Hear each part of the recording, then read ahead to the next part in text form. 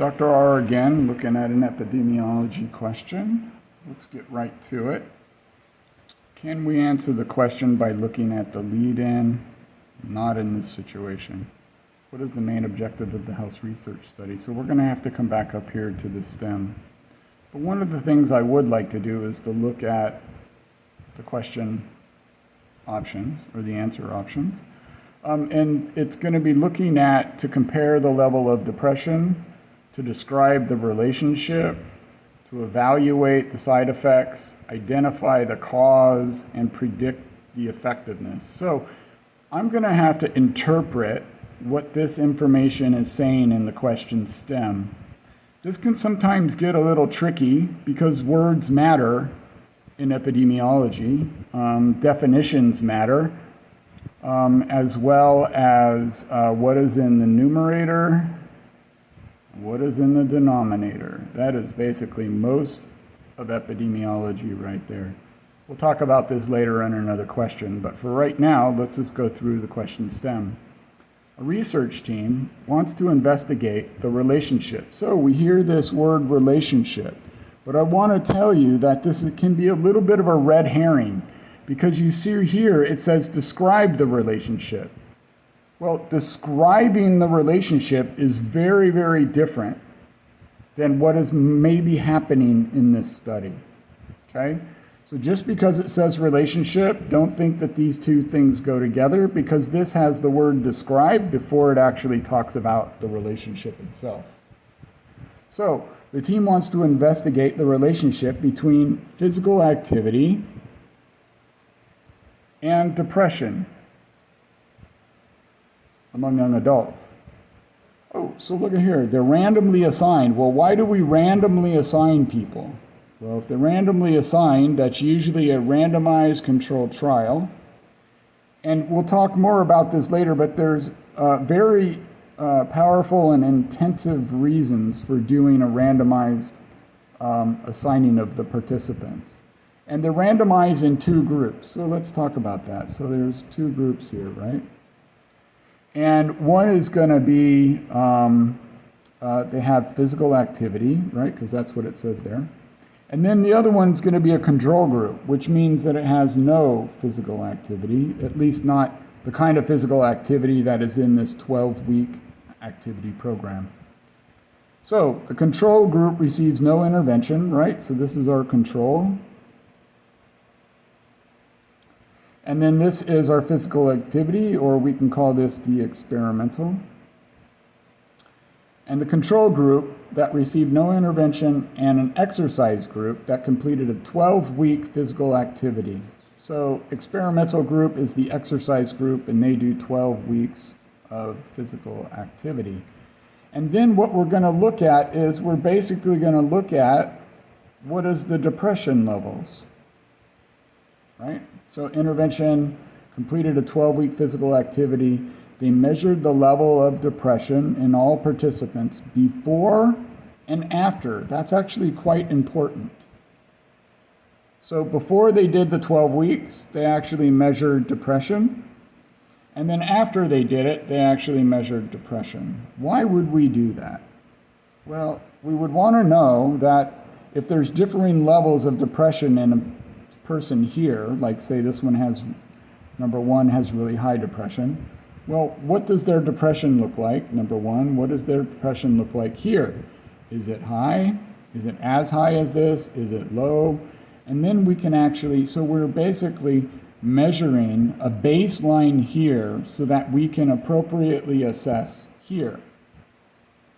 And it's using a questionnaire, right? So a standardized questionnaire. So that's how they're actually measuring depression, is with a questionnaire. So when I look at this, I want to look at how much effort is being put into this. Well, number one, they randomly assigned people. They have a control group. They have an experimental group. This sounds like a randomized controlled trial to me. And they have a 12-week physical activity program, and then no physical activity here. They used a standardized questionnaire to measure before and after. So they're looking at making sure that there is tight control over what is baseline versus what is in the outcomes. Now let's go to the answer options. The answer options is to compare the level of depression between the exercise group and the control group. Well, is that what we're going to do? Is we're just going to compare these two things? If we compare these two things, do they have to be randomized? Maybe they don't need to be randomized.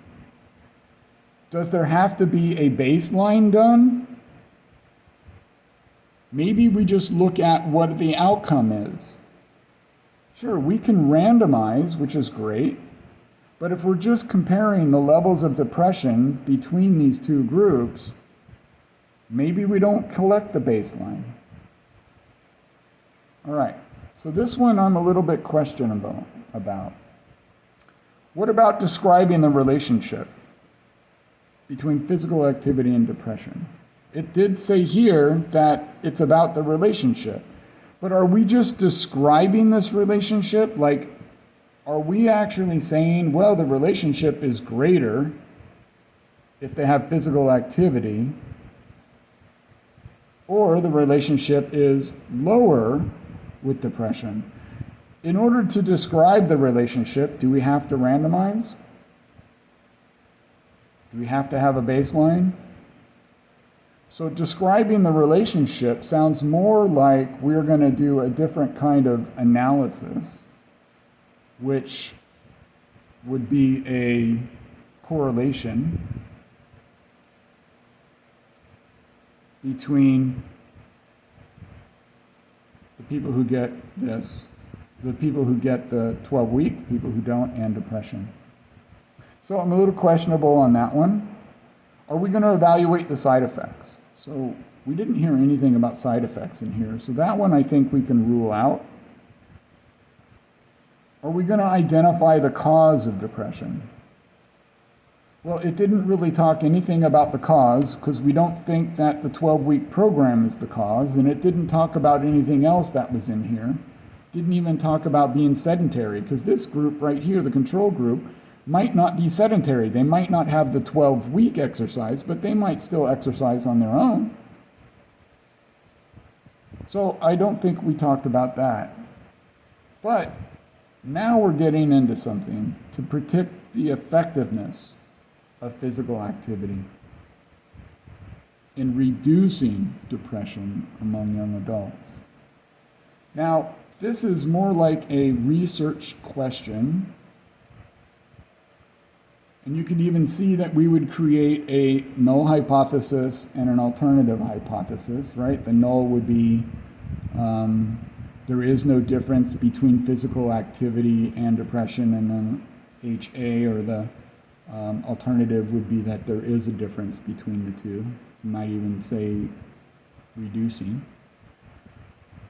So in my mind, the amount of effort that I put in because I collected baseline, because I randomized the two groups, what I'm really trying to get at is I'm trying to get at a much stronger analysis in being able to predict. So for instance, if I randomize the people into each one of these groups, and let's say there were 6 males and 6 males and 7 females and 7 females, and then we randomize them and their ethnicity, their age, their BMI, all of these other characteristics were really close and balanced. And if that was correct, if that was accurate, like these things were balanced, then if I had a patient that comes into my office and was a male and had the same ethnicity as this group and the same age, and then I thought that maybe if I gave them the 12-week exercise program, would they then have hopefully the same kind of effects on the depression? And that is the idea of randomization and doing really hardcore analysis and studies. So collecting the baseline, looking at the outcomes, and the power of this is really to try to predict down the road if this physical activity program is responsible for reducing depression.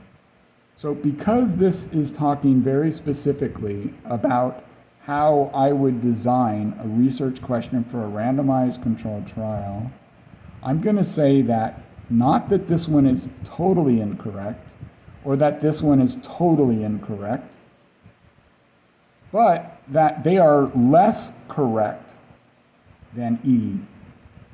And unfortunately, this is what's going to happen to you on step 1 and some of the other multiple choice questions that you come across as you progress in medical school.